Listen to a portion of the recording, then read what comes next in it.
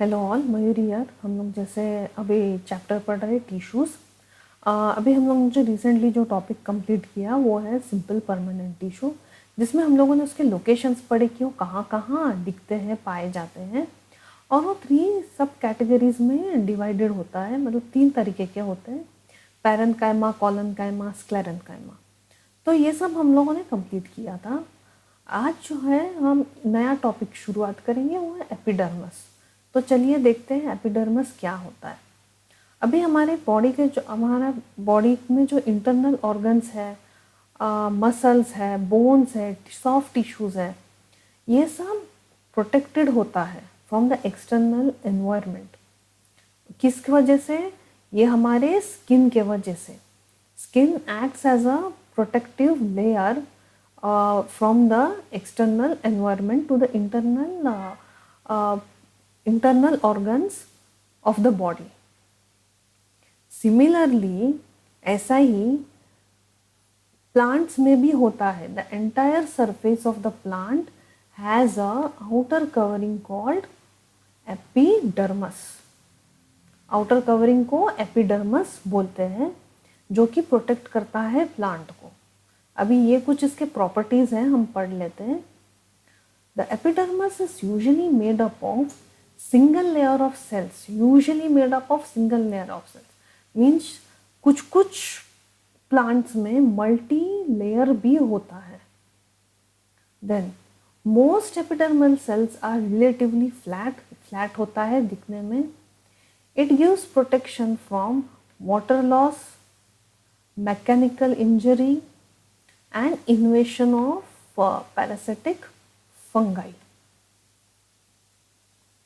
ये सब चीज़ों से वो प्लांट को प्रोटेक्ट करता है। फिर cells of epidermal tissue form a continuous layer without intercellular space.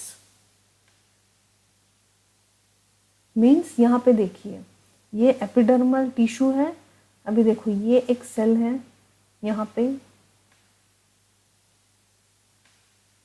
और उसके बाजू में जो है वो भी एक सेल है। अभी दोनों में गैप नहीं है, कुछ स्पेस नहीं है, देखो कंटिन्यूअस है। उसके बाजू में यहाँ पे भी एक सेल है, दिख रहा है। यहाँ पे भी एक सेल है, ये भी सेल है। देखो कहीं पे भी हमको जो है वो इंटरसेल्यूलर स्पेस नहीं दिखाई दे रहा है। ये कंटिन्यूअस लेयर है without intercellular space. Epidermal cells on the aerial plant of the plants often secrete a waxy water-resistant chemical known as cutin on the outer surface। Leaf के जो आउटर सरफेस में, अब कभी कभी कुछ लीव्स को अगर हम टच कर काफ़ी टाइम हुआ होगा, किसी लीफ को हमने टच किया तो एक वैक्सी कोटिंग जैसा होता है। उसके ऊपर अगर पानी गिरे तो स्फेरिकल ऐसा ड्रॉपलेट्स में दिखाई देता है। क्यों? क्योंकि वो वाटर रेजिस्टेंट केमिकल है। Then cell of epidermal tissue form a continuous layer without intercellular spaces. अगर ऐसा है, so how do plants exchange gases with environment and transpire? Transpire means leaves water vapour. Plant क्या क्या करता है? Intake क्या करता है? कार्बन डाइऑक्साइड छोड़ता क्या है? ऑक्सीजन। तो ये गैस एक्सचेंज हुआ। Transpire means leaves water vapour. तो एपिडर्मस में small pores in epidermis in the leaves are necessary for the exchange of gas with atmosphere and transpiration. अभी यही डायग्राम में देखा था।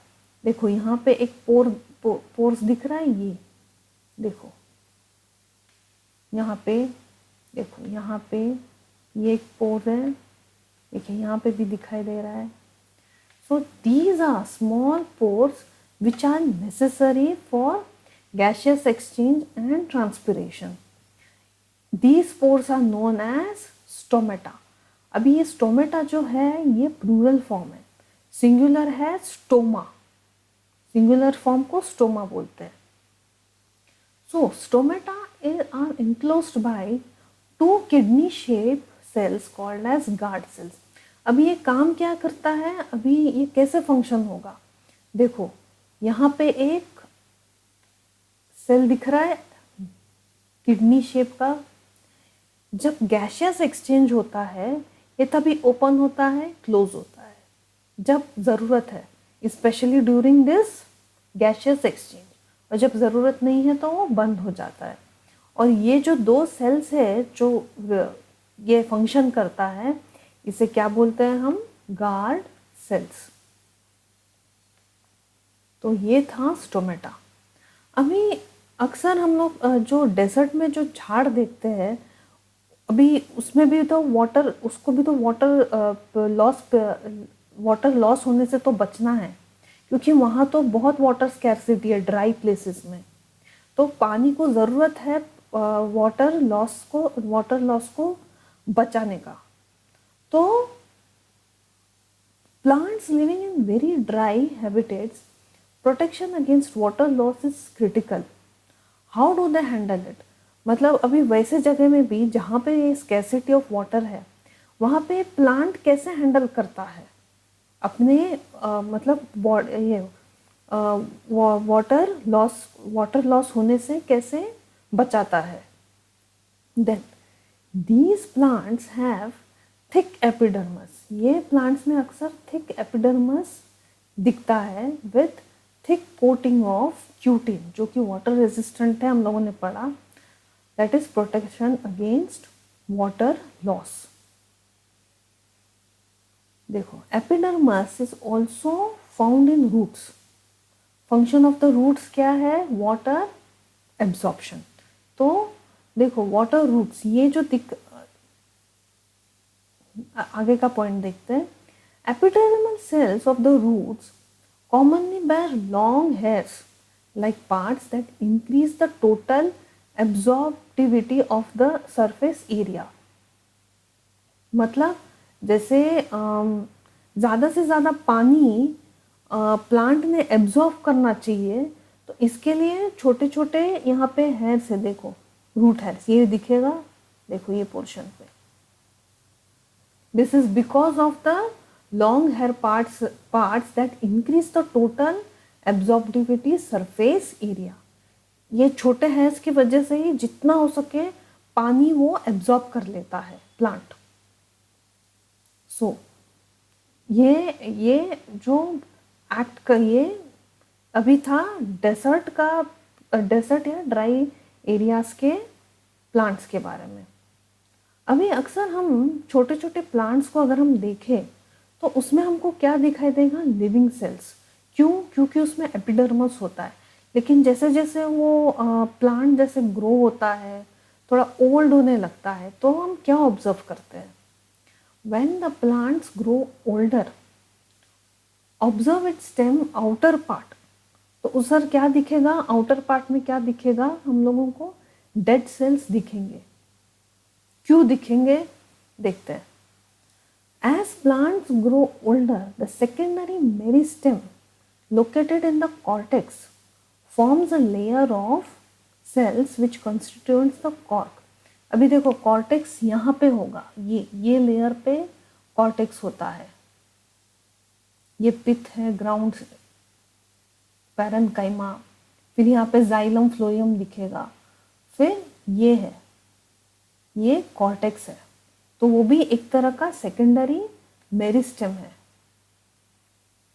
The secondary meristem is located in the cortex which forms a layer of cells which constitute the cork। Cells of the corks are dead and compactly arranged without any intercellular space। देखो ये जो है, देखो ये एक microscopic view है cork का। देखो इसमें जो सेल है, देखो इसमें भी नहीं है इंटरसेल्युलर स्पेस, कॉम्पैक्ट है, टाइटली पैक्ड है, compact. They have a substance called suberin in their walls which makes them impervious means impermeable to gases and water। They prevent water loss, that's why they don't have intercellular space। तो ये आज का topic था epidermis. एक बार देख लेते हैं epidermis है क्या। This is the outer covering of a plant is called epidermis। वो एकदम सिंगल, वो usually single layer of cells का होता है। कुछ कुछ चीज़ों में मल्टी लेयर्ड भी होता है। Protection against water loss, mechanical injury, invasion by parasitic fungi. ये कंटिन्यूस लेयर होता है विदाउट इंटरसेलुलर स्पेस। फिर जो एरियल प्लांट्स में ये क्या सेक्रीट करता है, एक वैक्सी कोटिंग जो कि water resistant chemical known as cutin on the outer surface. Then cells of the epidermal tissue form a continuous layer without intercellular space। अगर ऐसा है तो हम लोगों ने ये भी देखा कि गैशियस एक्सचेंज और ट्रांसपिरेशन होता कैसे है। It's because of small pores called as stomata. और ये इसमें दो सेल्स होता है किडनी शेप। दो सेल्स, मतलब जब गैशियस एक्सचेंज होता है स्पेशली तभी वो ओपन होगा क्लोज होगा, ओपन होगा क्लोज होगा जब ज़रूरत नहीं है। So these pores are known as stomata. तो स्टोमेटा के कारण ये जो plants intake carbon dioxide and give out oxygen, ये जो है जो एक्सचेंज ऑफ गैस और ट्रांसपिरेशन होता है। देन फिर हम लोगों ने पढ़ा कि जो ड्राई हैबिटेट्स में, जैसे डेजर्ट में, ड्राई एरियाज में वाटर रिटेंशन, मतलब ये वाटर लॉस से प्लांट्स अपने आप को कैसे बचाता है वाटर लॉस होने से, क्योंकि बहुत स्कैर्सिटी होती है वहाँ पे पानी की। How do they handle it? वो प्लांट में अक्सर थिक एपिडर्मस दिखेगा and thick coating of cutin, that is protection against water loss. ये एपिडर्मस है, ये रूट्स में भी दिखता है और इसका फंक्शन क्या है, water absorption. Epidermal cells of the root commonly bear a long hair like parts that increase the total absorbivity of the surface area. ये था डेजर्ट प्लांट्स के बारे में। फिर जब प्लांट्स ग्रोज ओल्डर तो हम उसमें क्या ऑब्जर्व करते हैं, जो आउटर पार्ट है उसमें डेड सेल्स होता है। देन तो ये हम लोगों ने क्या पढ़ा, as plants grow older the secondary meristem located in the cortex, मतलब यहाँ पे forms a layer of cells which constitute the cork. Cells of the cork are dead and compactly arranged without any intracellular spaces। यहाँ पे देखो microscopic view of cork. This substance called seborrheic in their walls that make them impervious to gases and means impermeable उसका to gases and wall. They prevent water loss, that's why they don't have intercellular space। तो आज का topic था, अभी next class में next topic.